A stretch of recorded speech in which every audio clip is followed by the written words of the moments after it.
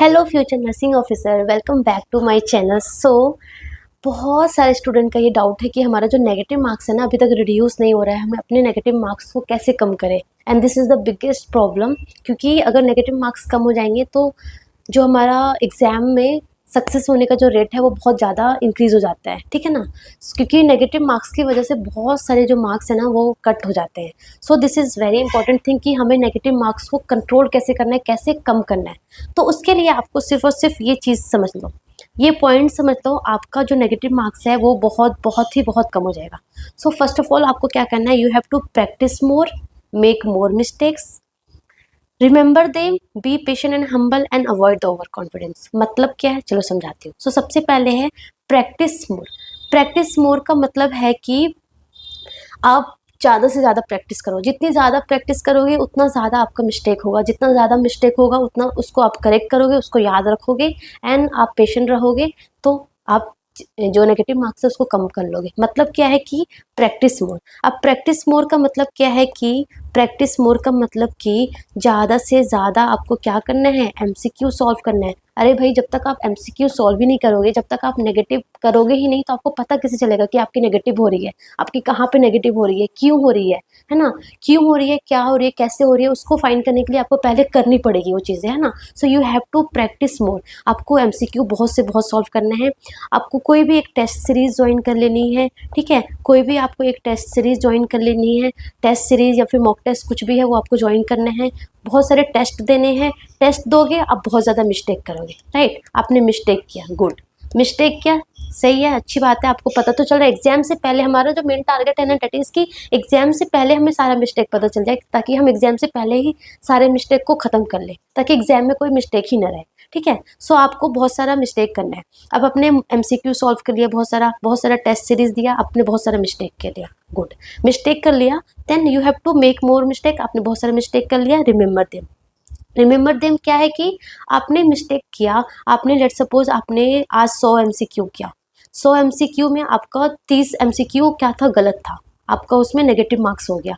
अब उस 30 एमसीक्यू को आप एनालाइज करो, आप एनालाइज करो कि भाई गलती क्यों हुई है। उसके लिए आपको क्या बनाना पड़ेगा, उसके लिए आपको एक करेक्शन नोटबुक बनाना पड़ेगा। वेरी इंपॉर्टेंट, आपको एक नोटबुक तो बनाना है। करेक्शन नोटबुक बनाया आपने, ठीक है, आपने एक करेक्शन नोटबुक बनाया एंड अब देखो कि वो 30 एमसीक्यू क्यों क्यों गलत हुआ। फर्स्ट रीज़न क्या हो सकता है, आइदर वो सिली मिस्टेक की वजह से हो सकता था। सिली मिस्टेक, आपने क्वेश्चंस ही ढंग से नहीं पढ़ा था। उस क्वेश्चंस में लिखा था एक्सेप्ट, आपने वो एक्सेप्ट वर्ड नहीं पढ़ा। उस क्वेश्चन में लिखा था डूज, डोंट्स, है ना, ऑल, ये जो वर्ड्स होते हैं वही आपने नहीं पढ़ा। इंक्लूड ऑल, है ना, तो ये इसकी वजह से गलती हुई है ना। तो आपको सिली मिस्टेक फाइंड करना है कि आपने क्वेश्चन ही ढंग से नहीं पढ़ा, कुछ वर्ड्स आपने छोड़ दिया, क्या था, तो वो लिखना है आपको नोटबुक में कि चलो ये वाला क्वेश्चन था, उसमें मेरी ये गलती हुई, उसको आपने अंडरलाइन कर दिया। या फिर दूसरा हो सकता है कि आपने सिली मिस्टेक्स तो नहीं किया, आपका कॉन्सेप्ट ही वीक था।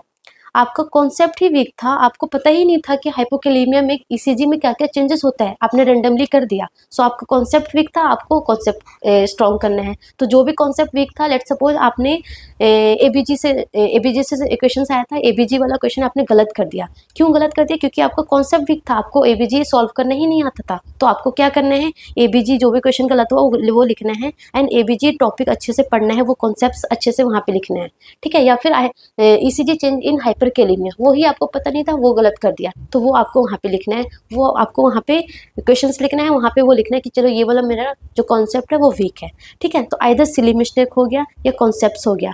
या फिर क्या हो सकता है कि थर्ड क्या हो सकता है कि पहले तो आप वो क्वेश्चन सही कर रहे थे और अब जो है वो गलती हो गई। तो क्या हो सकता है कि आप बीच में मेनली मे बी आप रिविजन नहीं कर रहे हैं, ट्रैक पे नहीं है, रिवीजन नहीं करे, तो मे बी आप भूल गए होंगे, है ना। तो भूल गए होंगे तो आप रिवीजन प्रॉपर नहीं कर रहे होंगे, इसलिए हो गया। मतलब कि वो जो टॉपिक है वो आपको बहुत वीक है, आप बार बार भूल रहे हैं, ये भी हो सकता है ना। वो टॉपिक है आपको बहुत वीक है, आप बार बार भूल रहे हैं, तो आपको वही करेक्शन नोटबुक में वो टॉपिक लिख लो।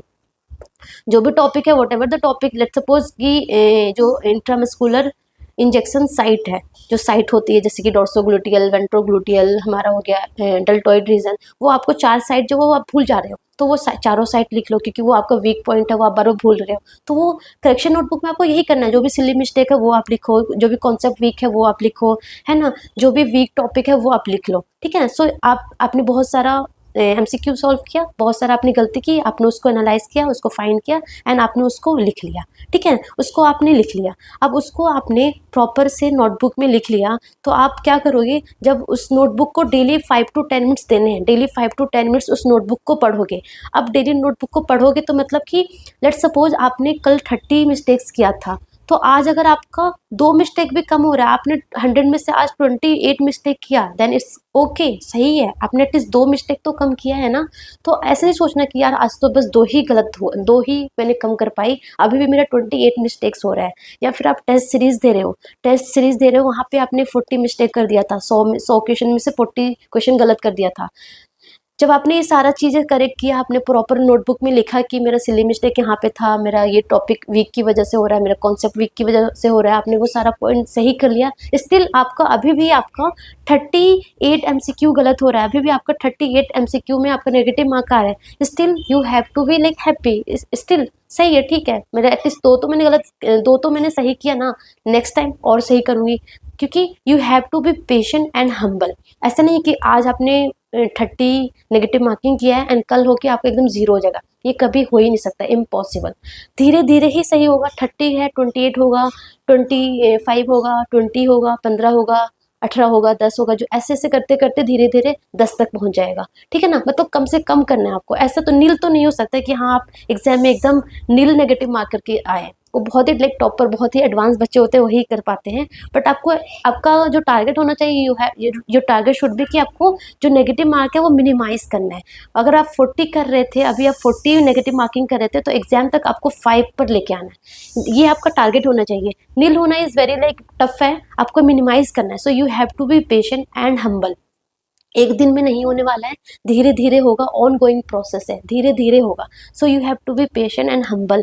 ऐसे एकदम जल्द में नहीं रहना कि यार मेरा नहीं हो रहा है, बहुत टेंस हो गए, डीमोटिवेट हो गए कि भाई मुझसे तो एग्जाम क्रैक ही नहीं होगा, मैं तो एग्जाम कर ही नहीं पाऊंगी, इतनी ज़्यादा गलती हो रही है। No, you have to be patient, you have to be humble. आप प्रैक्टिस करते रहो, ज़्यादा से ज़्यादा मिस्टेक करते रहो, उसको सुधारते रहो, उसको करेक्ट करते रहो, उसको एक करेक्शन नोटबुक तो जो मैं बोल रही हूँ ना, प्लीज़ बना लो, उसमें वो सारे पॉइंट्स लिखते जाओ जो जो गलती कर रहे हो। एंड उस जो नोटबुक को जस्ट बनाना ही नहीं होता, उस नोटबुक को डेली एनालाइज भी, डेली देखना भी है, डेली 5 to 10 मिनट्स उस नोटबुक को देना है। देन मतलब मैं गारंटी कहती हूँ, गारंटी आपका जो धीरे धीरे नेगेटिव मार्क्स रिड्यूस होगा, ऑफकोर्स होगा, ठीक है ना। बस आपको पेशेंट रहना है और हम्बल रहना है, ठीक है। देन क्या हो सकता है ना, आपने आज 30 मिस्टेक किया, आपने उसको प्रॉपर एनालाइज किया, प्रॉपर एनालाइज किया, एनालाइज करके उसको पूरा करेक्ट कर दिया, जो भी था आपने करेक्ट कर दिया। जब आपने 2 या 3 बार के बाद जब आपने पेपर दिया ना, 30 से सीधा आपका 5, बस 5 ही नेगेटिव मार्क हो रहा है, तो आपको इस प्लेस पे आपको एकदम ओवर कॉन्फिडेंस भी नहीं होना कि वाओ मैं तो एकदम 5 पे आ गई, अब मुझे छोड़ दो। अब जो मैं एनालाइज कर रही थी, जो मैं इतना ड्रामा कर रही थी कि कहाँ पे गलती हो रही है, उसको एनालाइज कर रही थी, सिली मिस्टेक्स को देख रही थी, जो टॉपिक था वो सब मैं देख रही थी, अब उसको छोड़ी दो, क्योंकि अब तो मेरा 5 पे आ गया, अब तो एकदम मतलब हैप्पी कि अब तो मेरा नेगेटिव हो ही नहीं रहा। सो ओवर कॉन्फिडेंस भी नहीं होना है, you have to be confident, confidence रहना है, बट ओवर कॉन्फिडेंस नहीं है, ओवर कॉन्फिडेंस भी नहीं होना है, एकदम से खुश भी नहीं हो जाना कि यार अब तो मेरा एकदम नेगेटिव हो ही नहीं रहा। तो ये भी एकदम अवॉइड करना है, आपको उसी उसी सीक्वेंस में चलते रहना है। अगर 5 भी हो रहा है, स्टिल आपको उस 5 को भी एनालाइज करते रहना कि ये 5 भी क्यों हुए हैं, है ना। कम हो गए, it's okay, very good, nice, but आपको एनालाइज करना है अभी भी कि वो अभी भी वो मिस्टेक क्यों हुए हैं, एनालाइज करो एंड लाइक कॉन्फिडेंट रहो, be patient, be humble, be confident, but over confident नहीं होना है, बहुत ज़्यादा खुश नहीं हो जाना है, ठीक है। सो बस ये लाइन याद रखो, आपका आराम से जो नेगेटिव मार्क्स से रिड्यूस हो जाएगा। आपको बहुत प्रैक्टिस करना है, you have to practise more more more, you have to mistakes more more more, and उसको आपको करेक्ट करना है, उसको आपको याद रखना है, and be patient, be humble and avoid over confidence, and at the end आपका जो नेगेटिव मार्क्स है ना वो धीरे धीरे बहुत कम हो जाएगा, ठीक है। सो मतलब कि आपको टेस्ट सीरीज वगैरह तो ज्वाइन करनी ही है, आपको बहुत सारे MCQ सॉल्व करनी ही है, तभी आप ज़्यादा से ज़्यादा मिस्टेक करोगे, तभी आप उसको करेक्ट कर पाओगे बिफोर द एग्जाम, है ना। मेन हमारा जो टारगेट क्या होता है कि हमारा ये टारगेट तो नहीं कि बस हम टॉपिक पढ़े जा रहे बहुत सारे MCQ सॉल्व करें, वो सब कुछ पढ़ने का, वो सब कुछ सॉल्व करने का हमारा टारगेट क्या है कि एग्जाम को क्रैक करना है और एक नर्सिंग ऑफिसर बनना है, यही आपका टारगेट है, राइट।